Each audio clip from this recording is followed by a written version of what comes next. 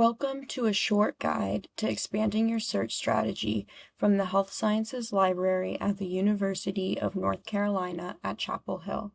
This is part of our Resident's Guide to Library Resources. Have you ever done a search in PubMed and gotten too few results, or even results that are not even quite up to date? If so, this video will help. Today, we'll cover 4 tips to find more search results. These tips include checking to see if a term is limiting the search, brainstorming synonyms, antonyms, and word variations, using relevant articles for ideas, and also finding relevant mesh terms.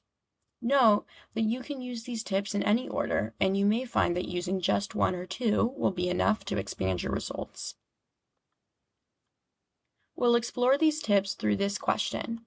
Does the efficacy of antihypertensives vary significantly by administration time of day, morning versus evening dosing?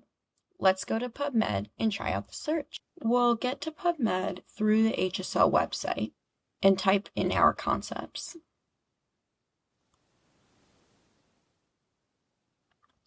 So, efficacy and antihypertensives and time of day, and dosing. When we launch our search, we're only getting 7 results, so it's time to look at our first tip. Tip number 1 is check to see if a term is limiting the search. At times, we may realize we're including unnecessary terms. Take a moment to ensure you're searching for the main concepts only. Also, if you use the PICO format to formulate your research question, a common part of the PICO terms to remove first is the outcome. This is because authors don't always explicitly state all outcomes in their abstracts. In our case, I think the term efficacy is not really a main concept. Let's remove it from our search and see what happens.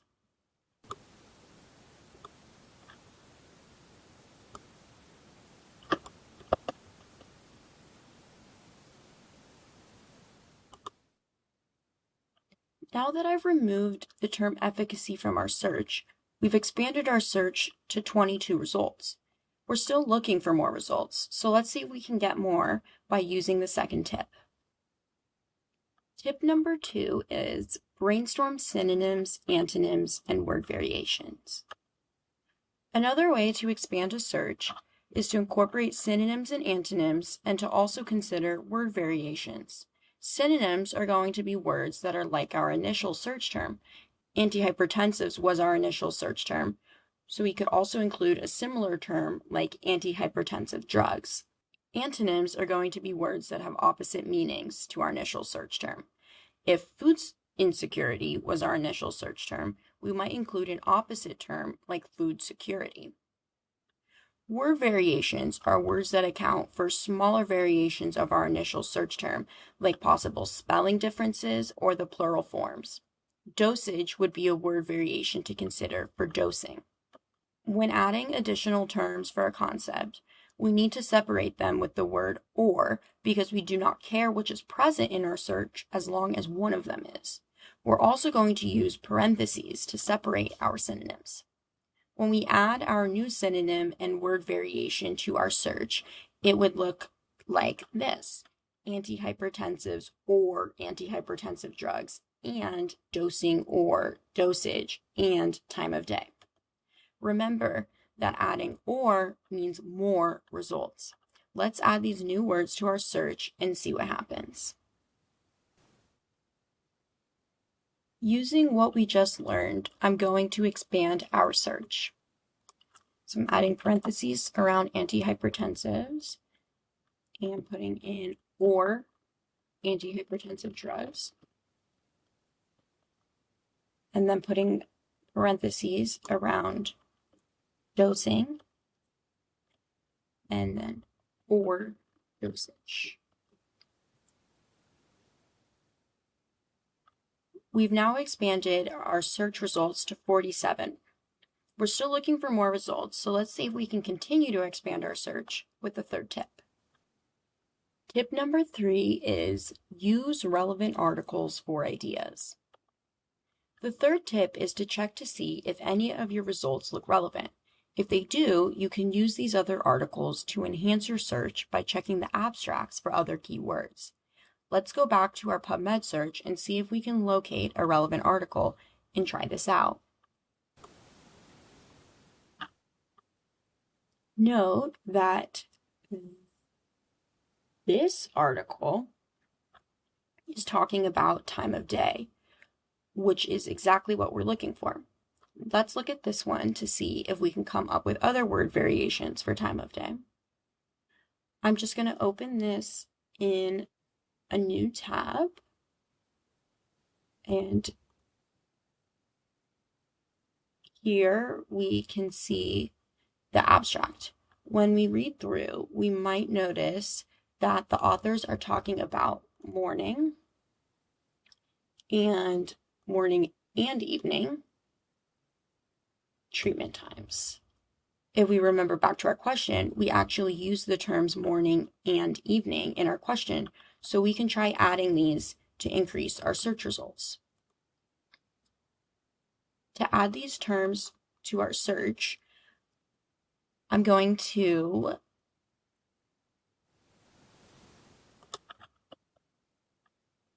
type in morning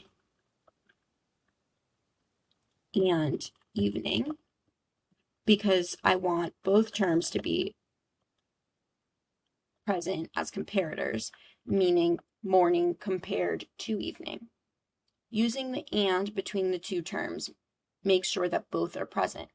Putting or between time of day and morning and evening means that PubMed will search for the time of day or morning and evening. Now we're up to 374 results, and it looks like some of these are promising. However, I'm sure you're curious about the fourth tip, so let's go take a look at it. Our fourth and final tip is to find relevant MESH terms. MESH stands for medical subject headings. Using these medical subject headings, or MESH terms, as I'll continue to call them, can make your search more precise. If you think of database searching like communicating, sometimes it's a matter of finding the right words. Let's take this animal, for example. If I asked you what animal this is, some of you might respond with rabbit, bunny, cottontail, or possibly the scientific name for the rabbit. Biologists would use the scientific name in their database searches to be the most precise in their terminology. As you know from your studies, just like biologists, the medical field has its own lingo, or ways of describing conditions, treatments, and other health-related concepts. Many of these more official medical terms are MESH terms. Okay, so how do MESH terms work in PubMed? Indexers read PubMed articles and tag them with their appropriate MESH terms. When you search in PubMed, it automatically tries to map your terms to appropriate medical subject headings. Sometimes this doesn't work, so let's check our search to see if any of our terms have been mapped to MESH terms. You can check if your search is mapped to appropriate MESH terms by clicking on the Advanced Search option, and then where your query is, click on the arrow to see your search details. For antihypertensives, we can tell that it searched for antihypertensive agents as a pharmacological action, which I'll show you later, as well as antihypertensive agents as a MESH term. If we keep moving further down, you might notice there is no MESH term for time of day, morning, or evening. And there's also no MESH term for dosing. So the question is, are there MESH terms that apply to these concepts? And if so, would they be helpful to add? One way to determine whether there are MESH terms you could apply to your concept is to go back to a relevant article, scroll down to the bottom of the record, and find the MESH terms that were applied. Our search has already mapped antihypertensive agents but we didn't have any for time of day. There are 3 mesh-termed index for this article that sort of relate to time of day. We have circadian rhythm, drug administration schedule, which may talk about the timing of when the drug is administered, as well as time factors. If we want to get more details about one of the terms, we can click on it and then select Search in Mesh.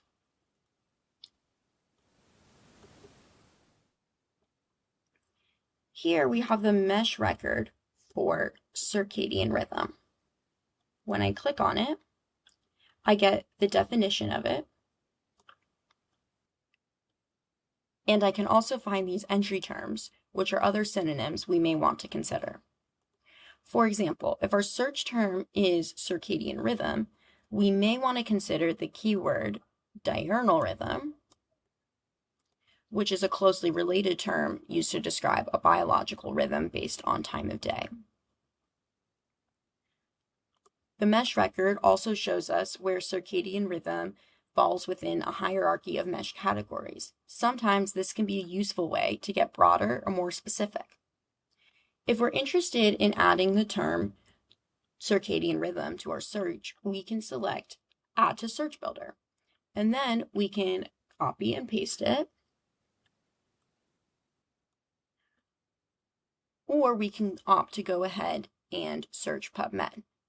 I'm going to choose to copy and paste the mesh term and add it to our search. To do this, I go back to our search query in my search history, and I click the 3 dots under Actions. I then select Add Query, and then our previous search gets put in my query box. Now I want to add circadian rhythm to our time of day concept. So first, I'm going to paste that mesh term inside the parentheses. Then I'm going to repeat the term as a keyword in case an article hasn't been indexed yet, but an author chose to type it in their abstract.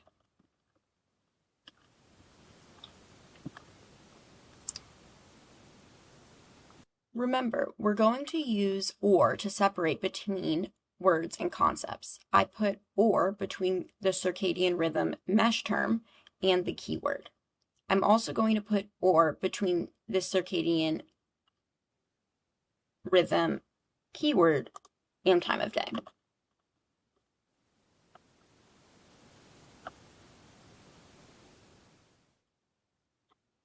By adding circadian rhythm as a mesh term and as a keyword, we've expanded our search to more than 1,000 results. Let's go back to our circadian rhythm mesh record. While we're still here, I wanted to go back to the mesh database and show you the pharmacological action entry for antihypertensives. So I'm going to type antihypertensives in the mesh search box. When I search for antihypertensives in the mesh database, the second result is antihypertensive agents pharmacological action. Let's find out what that entry looks like. So when PubMed automatically searches within pharmacological action for a drug or an agent, what it does is automatically search for all the items that match that. In this case, we're getting all the prescription antihypertensive agents. This can really save you some time because by including the term as a pharmacological action, we don't have to necessarily search all these drugs or agents as individual keywords. So we could keep adding more terms to our search, or perhaps now it's time to narrow our results to find the best evidence. After all, we can feel confident that we have expanded our search to capture a lot more of the literature than we had before. If you have questions about your own search strategy and how to expand it, or perhaps even to narrow it, the Health Sciences Library is here to help. We have a library guide specifically made for residents that reviews these tools and also includes tutorials, presentation resources, and other helpful links. You can find this at guides.lib.unc.edu/resident guide. You can also ask us questions through our Ask HSL reference service, and we will usually respond within 24 hours. You can access Ask HSL at asklib.hsl.unc.edu. You can also contact your clinical librarian directly. We look forward to working with you.